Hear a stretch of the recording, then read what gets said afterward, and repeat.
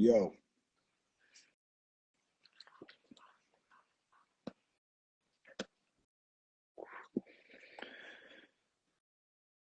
what's up? Hopefully you guys can hear me all right. I got my AirPods in. Um, Waiting for Scott to get here. Let me see. Oh, there he is.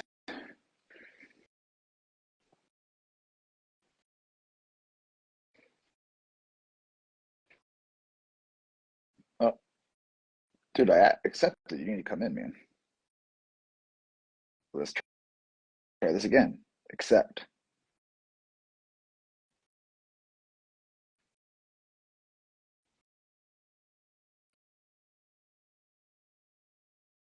Request.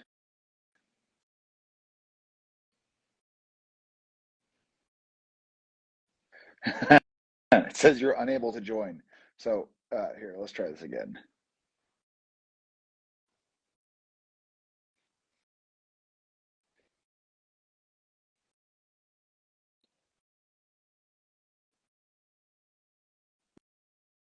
There he is. What, Mm, what's up, buddy? just a wonderful So, day. uh, gas gun inclined, but technologically stupid. Yeah, yeah, actually. What's up? So, No, sorry, the wife was asking something. oh, I know how that Um, goes. yeah, it like asked me to co-host, and then I hit that, and then it just brought me to the channel, and that was it. So I was like, oh, whatever. Oh well, we're here now. I was sent something today no less than 4 or 5 times, and since you and I talk regularly about this subject, uh, I thought this would be a perfect time to do our first live together. Um, Yeah, why not? and so for the guys who aren't following homeboy down here, let's do the 30-second intro of your background because um, if you're not following, you need to be. Uh, just a dude that likes shooting, man. Been in a couple branches the last 20 years, and about to retire. Spent some time in the Marine Corps. Been at the AMU since I transitioned over to the Army, and looking to share some knowledge with Joe and a bunch of other guys and share my experiences. Some opinionated, right? Like some Yep. opinions, not always factful. And I try not to, I learned a long time ago to not try to speak in absolutes. So No, absolutely telling not. people to not speak in absolutes is also an absolute. So yeah, so it's a tough one, but just want to try to get the best info out there for people who can. So That's kind of me. what series are you actively participating in or have recently? Uh, primarily PRS, NRL Hunter, and like the Quantified Performance Gas Gun So series. bolt Those three. guns and gas Yep. guns. Okay. Heavy guns, light guns, and gas guns. Okay. So, uh, let, to try to go through this conversation in a methodical manner, um, what do you see as the benefits of each platform versus the other? Okay, well, just the first ones that usually hit anybody's mind is gas guns being Yep. semi-automatic. So let's define that. When we talk about the gas gun, primarily we're talking about, AR-10, SR-25 large frame platform, and AR-15 small frame platform. There's a bunch of other semi-autos from AUGs and FNFALs and all this other stuff, but in the competition spear or training spear for the U.S., that's typically what we're talking about. So being able to obviously engage rapidly, multiple rapid follow-up shots, higher magazine capacities. Um, Generally, those are for reactive shooting inside of a house, and then from leaving the house out to distance. Bolt gun being more a generalized thought to be more precise. Typically, doesn't always mean the case, especially in 2024. But you know, uh, longer distance shooting, um, bolt action. So it's a stick shift. It doesn't have as fast of follow up shots, um, and being more inherently, quote unquote, I love that word, more precise. So those are the things that I think of immediately and have for a long time, and that's what most people think of. There's plenty of nuances and another rabbit hole to go down, but No, and so I wanted to get into the big things, which is um, shooter ability, and what some people said is like it doesn't take different fundamentals. And I think this is a topic in and of itself. Different fundamentals to shoot either of them, but the nuances of shooting them, especially in competition, or uh, may allow you to not focus as hard on certain fundamentals given the two different platforms. And so first thing people have to understand is lock time. I think that's the biggest thing you have to understand is lock time. And I wanted to do a video on this, and screw it, Scott, and I'll do it right now, which is understanding what lock time is. And so lock time is the time in milliseconds it takes from when you feel the trigger break to when the firing pin is struck. And so on a bolt action rifle, you have a trigger that is holding a sear holding a compressed firing pin on a spring. And so you're literally just releasing that spring to move. Gas gun, firing pin, hammer that is usually fully cocked, which then has a sear. So as you pull the trigger, hammer then has to fall, striking firing pin, striking. Now, is that a long time? Yeah, there you go. Just happen to have one laying there. So is that a long time? No. Does it matter? Yes. And so, Scott, you alluded to this, which is the precision of modern gas guns. And if you lock them in a vise, a modern gas gun will shoot with close to most, if not, the vast majority of decent bolt action rifles. Would you agree with that statement? Yeah, yeah, yeah. Uh, Depending on who built it and some other Yeah. nuances, but If yeah, using, okay, I'll say this: if using similar quality parts, so yeah. Sometimes the gas gun might need a little higher well, quality parts, but that's what I mean. yeah, Like, yeah, somebody's going to come in here and be like, "Well, you said a Daniel Defense will shoot with a GA Precision." That's not what I said. But a Gap 15 using a Bartlett and a Gap bolt gun using a Bartlett, yeah, like those two guns should shoot very close to each other. The difference being the shooter, and yes, so that was the differentiation I think we have to make is, and I say this in classes, which is people can get really lazy shooting a bolt gun because of the weight, and once you release that firing pin, you have so little mechanical movement happening inside the gun that bullet has left far before you really put any input into the gun, unless you're really doing something. yeah. I mean, AR, or all semi-automatics for the most part, are very violent when they go off, right? Multiple recoil impulses. It's like you look at the scars. I know that's your favorite Yeah. rifle. Why they're so damaging to optics over the years. Not all optics, but there's a lot of optics they destroy quickly. Spring powered air guns are the same way. They have these crazy violence of the way they work out, and they're known to damage optics. And if a gun is damaging optics, then what is it doing to your body as it's jumping around? I'm not saying it's damaging you, but it's more than just that one rearward push or slight muzzle rise that like a bolt gun has. You have multiple impulses and a lot of mass coming back and forth. Yeah. Follow through becomes huge. Follow through, depending on who you talk to, still a process or a fundamental, right? But sometimes you might have to do that in a different manner than, cheating with a heavy 28-pound 6BR. Yeah, 100%. So also I think what people don't understand is the benefit of picking up a gas gun is that you can have follow-on shots without moving your body. You do not have to break any kind of connection to the rifle other than resetting a trigger to have a follow-on shot. So you do not have to manipulate a bolt. You don't have to, and you shouldn't be breaking your cheek weld, but I'm saying you still have to break grip. You have to break your contact with the trigger. You have to do something to manipulate a bolt gun. Whereas a gas gun is just, hey, I have a second sight picture. My trigger is reset. I can then break that next shot if my fundamentals are in place and I'm managing my recoil effectively, and the reticle is behaving in a predictable manner. Yep. Yep. So that especially as you start getting off your belly and start shooting matches or shooting non-standard shooting positions, barricades, etc. The big heavy gun, you have to break position anyways, or you have to manipulate the gun in some way. Whereas the ability of a gas gun to not have to do that allows you to get faster follow-up shots, and that and because, like you said, has multiple recoil impulses and things that are going on aside from just the bullet leaving, like your body position has to be a lot more locked in to run that gun effectively, um, more so than a bolt gun. Yeah.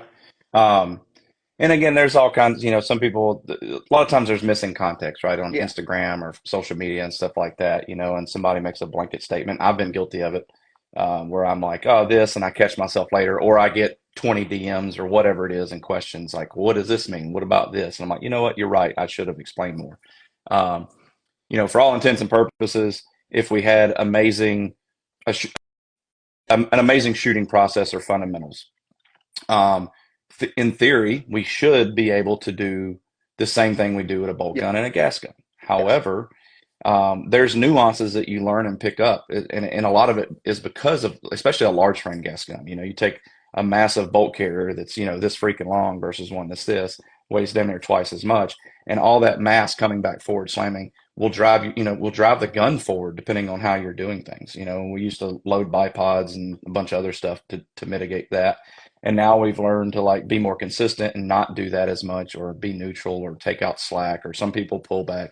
A lot of different methods out there, that we don't do with bolt guns. And I say we as in, like, when you get out into the competition sphere, or kind of the guys that are really putting in the work to shoot bolt guns and gas guns, they shoot them differently, and they will tell you that they shoot them differently. I don't know if you could say, I don't know if I'd off the gate say, oh, fundamentals change. However, I am going to shoot them differently. Use whatever words you want to, but they're not the same, in my opinion. You have so many things of connections on the rifle. You talked about pressures. You take that shit back to M14 days, on how the pressure you had to have or not have on a gun to not deviate a shot. And it's very similar on gas guns, whether they're monolithic like an LMT, or they're just a standard Aero Precision, the M110 we have at home. You even those two, you may have to shoot differently in their own, and they're both the same. Scar SR25. I was going to say Oh, lost you for a second. biggest example is Scar and SR25. Think about the reciprocating mass in a Mark 20 Ooh. and that bolt carrier group versus an SR25. Like, dude, you have something that's literally as long as my forearm in a Mark 20, and then you have, so the recoil impulses are significantly different. Yes. Yeah. So And we, yeah, got to shoot them different. so for being where you are finishing being at, how many weeks a year do you teach? Um, it's slowed down the last probably 18 months, but Okay, I'd say on average six. while you've been there. Yeah, probably in the closer to 8 to 11 weeks. A month or a year? A year. Okay. Yeah. So, and Me you, personally. yeah, and you help whoever you guys end up going and getting sent to help in both precision rifle and gas gun stuff, correct? Yes. Is it Primarily the like the same? mid-range gas guns. So not CQC and stuff like that. No, I got you. So we're talking scoped carbine versus precision Hmm. rifle. So are your curriculums the same for both? No. Is there differences in focus Oh, for yeah. both? Okay. Yes. I'm the same way. I just wanted, people know Yeah. that coming to my page. I wanted to ask you. So Yeah. what do you focus on? Or, I mean, I'll lead, I guess. So my focus when I teach, the differences between my curriculums, they're different curriculums, is there's overlap in understanding ballistics, understanding how scopes work, understanding Mhm. rifle setup is very similar. Some minor idiosyncrasies on certain things, but overall, there's a lot of overlap. I'd call it 75%, and I leave out some of the more advanced concepts out of scope carbine, because you don't really need to talk about aerodynamic jump, like you don't need to Yeah. talk about spin drift. You don't need, because like you said, it's mid range, right? Hmm. Like if you're only going to have 0.3 um, spin drift at 1,000, like, does it really matter out to 600 or 700? It's a tenth maybe. So I'm like, it's within the noise, to use one of Todd's terms, of what you're doing with that gun and the shooter's ability to call wind, etc. Yeah.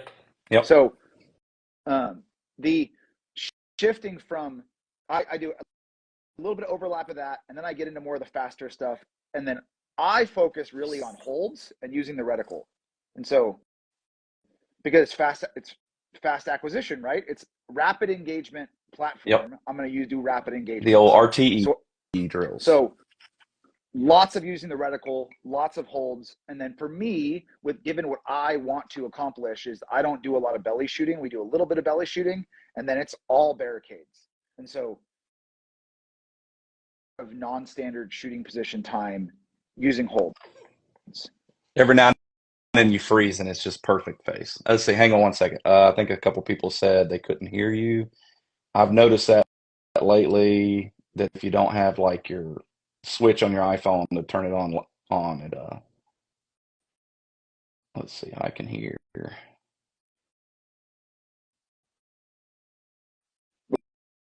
Well, if you can hear me right now, I mean, the gist of it is my scope carbine is a holds non-standard shooting position class, and my precision rifle is very much more of a prone, like non-standard shooting FAM, and much more shooter spotter. Yeah. Because Yeah, I mean, gas guns self-spot 90% of the time. yeah. Well, yeah, and multiple reasons, but like, one of them being that curriculum is typically, like you said, inside of 600 or maybe 800. Like I've got a class coming up near, where you're doing one, and we're going to go out to 800. But again, the primary meat and potatoes is in that 3 to 6 range, Yeah. which most of us, at least in my experience, inside 300, you can do with a red dot or a 1 to 4, Yeah. or something like that. And then outside of that, so mine is, 10x minimum.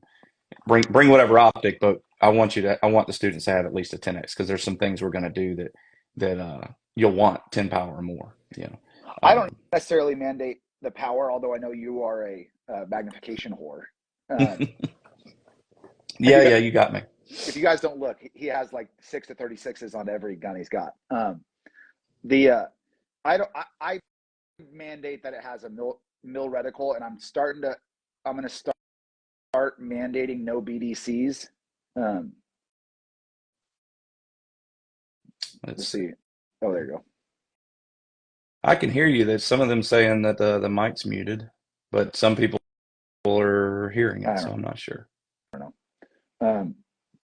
I'm not muted for sure. I have to hit my volume down button sometimes and volume up and all that stuff. So, well,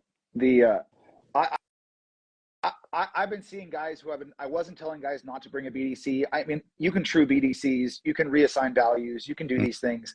The problem is guys miss out on being able to do a ton of what I'm trying to accomplish, especially like, I don't know, call wind, because 90% of them don't even have the ability to call wind unless you really want to start playing with. I'm not muted because Scott can hear me. This is weird. Yeah, old Wop said he can hear it. Just some cuts after a pause and speaking. Okay, so some people, good old Instagram. Then how do you then go ahead and talk through your differences in curriculum, at least if you were going to describe to a prospective student the differences between your classes. All right, so when you look at like a scope carbine, precision gas gun, those curriculums, not the bolt gun-esque curriculum. Primary meat and potatoes is under 300 600 yards. We're going to do rapid target engagements. We're going to go over like Joe said, so the majority of the like classroom time is going to be similar, but some of that's cut out. You may or may not hear about aerodynamic jump or spin drift and different things like that. Wind class will be typically a little less or a little more minimal compared to a bolt gun class. And so we'll do a lot of in and out of positions quickly, efficiently. You're going to rapid target engagement. We might do big target, small target drills. Working those, you're going to work on using your, maybe a 12-inch drills and fast quick milling with reticles. And sometimes that'll vary depending on the client, right? Like where we're at and things. But the primary focus is on getting quick, fast shots on target, as well as those follow-on shots. You look at many people have seen like Buck Doyle's videos on like the triple tap and stuff like that. Things like that are going to be the focus. Whereas like you shooting a bolt gun, obviously that's going to be a little different.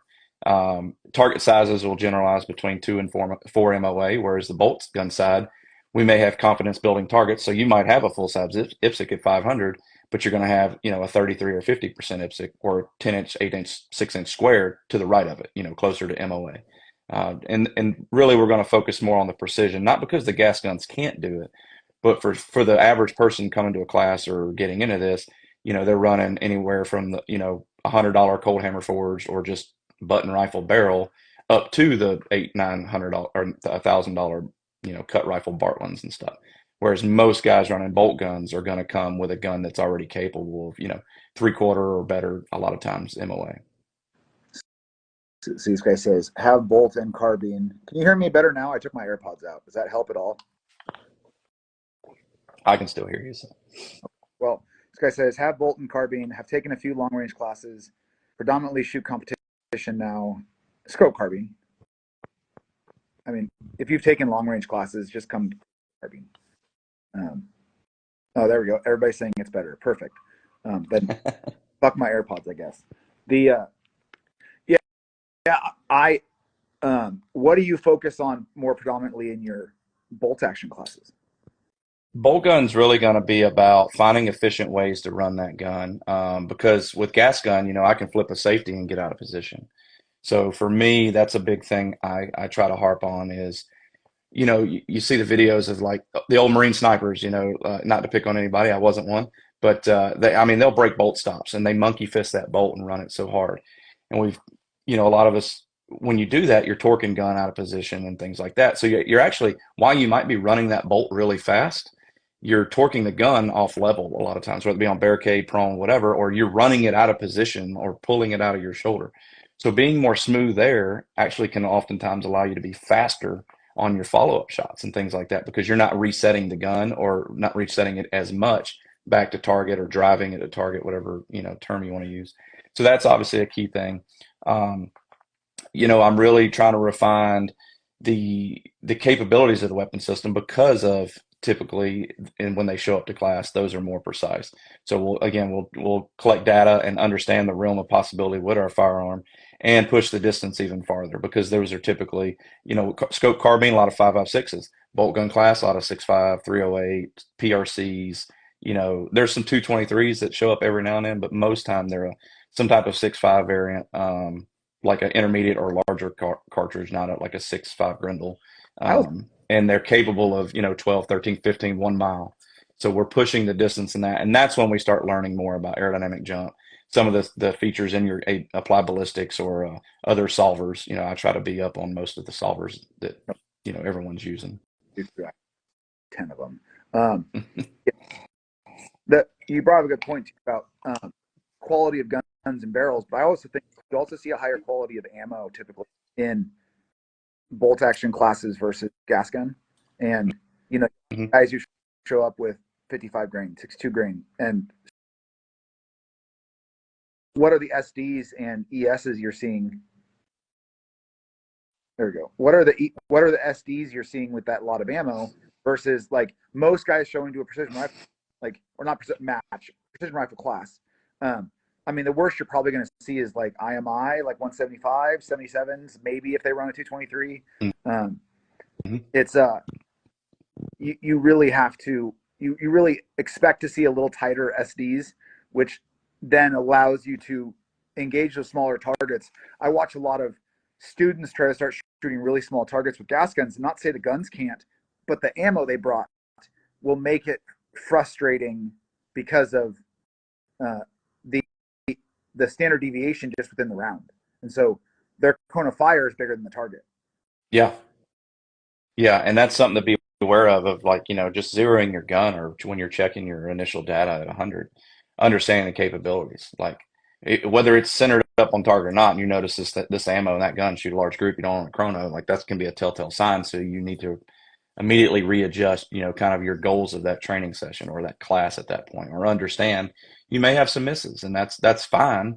But next time, do a little more due diligence because you're learning, right, of what ammo is maybe better to get or what not to use, or at least sometimes I've seen guys bring different ammo, like 2 or 3 different types of ammo to a class. They might bring 200 rounds of 55 grain PMC, and then they've got 100 rounds of 77 Black Hills or something because they were able to bring twice as much ammo for 60% of the cost. Um, and so that's a big thing. But yeah, I mean SDs on look at Hornady ELD match ammo, hell, Burger, and then you look at things like Eagle Eye and some of these other companies that are trace ammo that are essentially hand loading factory ammo that's not really a whole lot more expensive than even the Hornady and Burger stuff. And we're talking like I've got some Eagle Eye stuff that's doing a SDs of like 2 and 3, and ESs between 7 and Yeah. 11 for 10 shot groups. It's ridiculous, and that's considered factory ammo, factory match. Um, but I've even had some single digit SD and sub 30 and sub 20 Hornady stuff as well as Burger. And then you kind of get in the IMI and you see that stretch a little farther. I've ordered some AAC ammo last night. You and I were talking about it with their stuff because I've heard about it. And I'm like, well, students are going to have it now that I'm venturing more into the civilian space, and I need ammo to shoot and just demo stuff with. So if it's 62 cents a round for 77 grain and it shoots a minute and a half for a 10 shot group, to me, for what I'm trying to accomplish with my scope carbine precision gas gun stuff, that's plenty capable. Like, will I have some misses demoing? Yep. Maybe, probably. I'm probably going to have them anyway. So, um, but yeah, that's just something to know. You don't necessarily need a chronograph to figure some of that stuff out, but at least it does give you some numbers to kind of go off of. No, I think that's the thing. I watch a lot of beginning students say, well, my gun, well, it's like group isn't the same as SD at distance.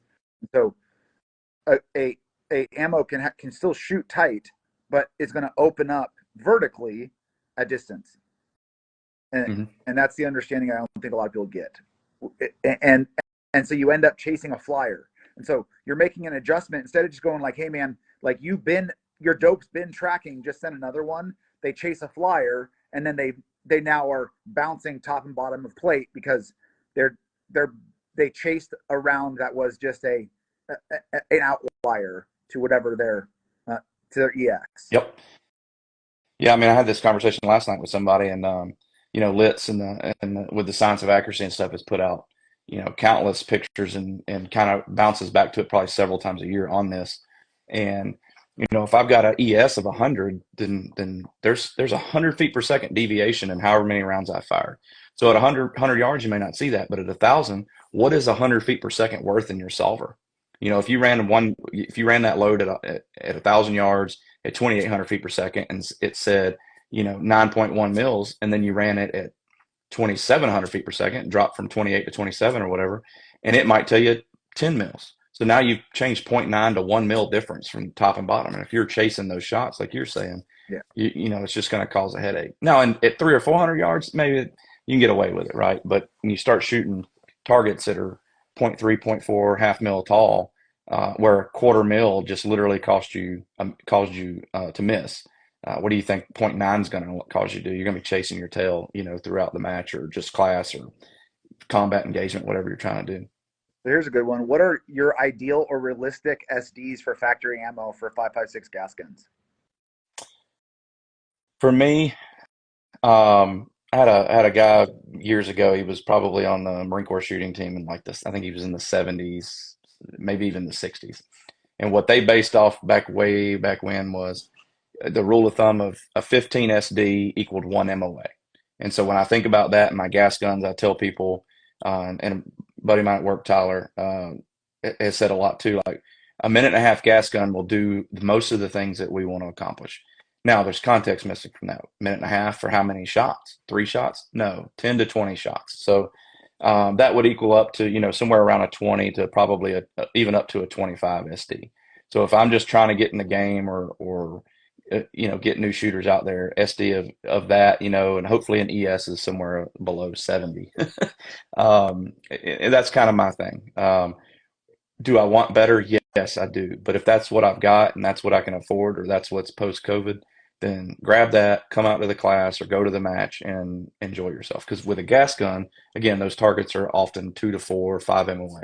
So you should be within, even with that SD, you should be within that threshold. Now, here's a good, this was part of what I was sent today multiple times. Do you allow people to bring gas guns to your precision rifle course? Yeah, I will. I do too. So you're not going to want, by I want to try to bring your super handy 16-inch bolt gun 223 to a gas gun course because you might be having some fun. Uh, but you're going to be rolling bolt. I'm telling you that right now. But I see guys who go, "Hey, I want to take both classes from you. Can I just bring my AR-10? Can I can I run my AR in your scope carbine and my AR-10 in your precision rifle?" I'm like, yeah, absolutely. Like, it's just you have to realize that it's not the capabilities the gun is going to difference. It's my focus on what we're trying to accomplish is going to change. So it's a matter of like you're going to get a very different curriculum because my focus of what I'm trying to relay is very, there's going to be there's going to be a little bit. I see a lot of guys like doing the way I stack classes because it's precision rifle with a focus on non-standard shooting position and bigger targets.